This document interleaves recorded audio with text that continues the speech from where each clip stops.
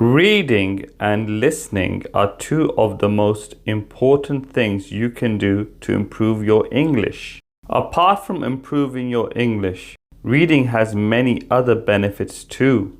It is proven to strengthen your brain, increase your emotional intelligence, improve your concentration and memory, boost your vocabulary and comprehension, and many other benefits.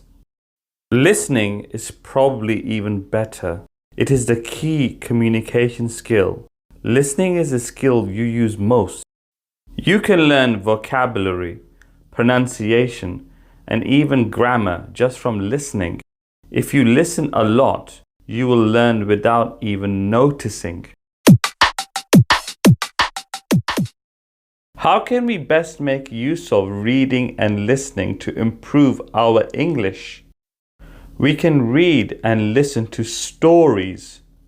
We all love stories, stories that we can relate to, stories that are powerful, and stories that are interesting and fun. A really good story is easy to get into. In addition to the language, there is so much else you can learn from a story.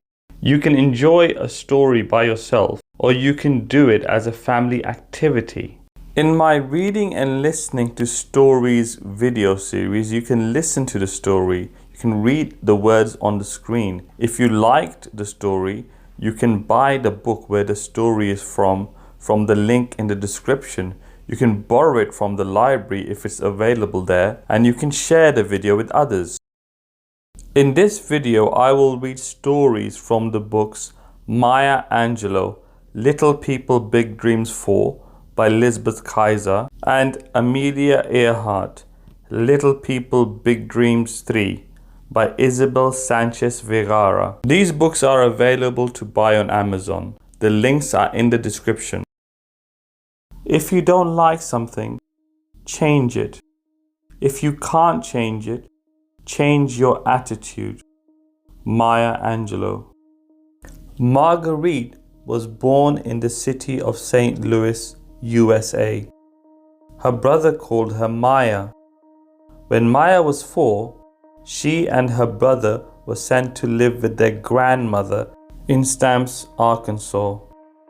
Growing up in the South, Maya was treated unfairly because of the color of her skin and because she was a girl.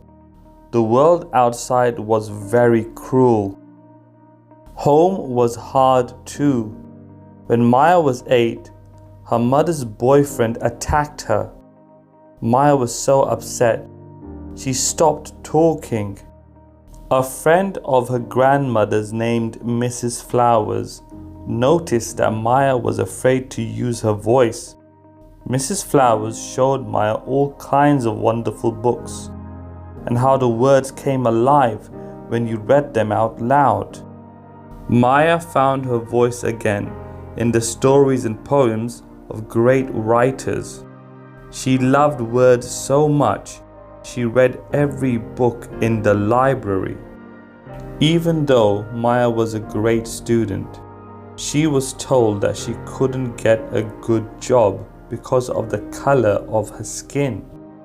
But she had pride and hope. She thought, there's nothing I can't be. And she was right. She was a cook and a streetcar conductor. She was a dancer, a singer, and an actress. She traveled the world and learned to speak a lot of languages. At home in America, she worked to help all people get treated equally. It wasn't until Maya was all grown up that she decided she wanted to be a writer. So she began writing a book about her life. She told the story of a little girl who struggled through hard times but didn't give up. People all around the world were moved by her powerful story and her beautiful words. Maya became a famous writer, teacher, and speaker, inspiring everyone with her belief that you can be anything you want to be. One day, Bill Clinton became president. Maya read a poem. She had once been a little girl who was afraid to use her voice. Now she was speaking to the entire world about her favorite thing, hope. The most effective way to do it is to do it. Amelia Earhart. When Emilia was a little girl, she liked to imagine she could stretch her wings and fly like a bird. When she was older, she went to an air show. The planes soared into the sky, leaving Emilia on the ground. She wished she could go with them and see what they saw. She got a ride in an aeroplane and liked it so much she didn't want to ever come down. So Emilia learned to fly. After months of practicing, she became the first woman to fly up to 14,000 feet. With a mechanic and a pilot, she was also the first woman to try and fly over the enormous Atlantic Ocean. As they set off, she waved at whales far beneath her. After many hours, they reached land. The world looked small, so small. The houses and cars were like toys. Even though Emilia wasn't flying the plane, when they landed, she became famous. People around the world were inspired by her story. Emilia thought that every girl deserved to fly, so she founded a club with 98 other fearless pilots. A little later, she flew across the Atlantic all by herself. As her 40th birthday approached, Emilia decided she wanted one final challenge: to fly around the world.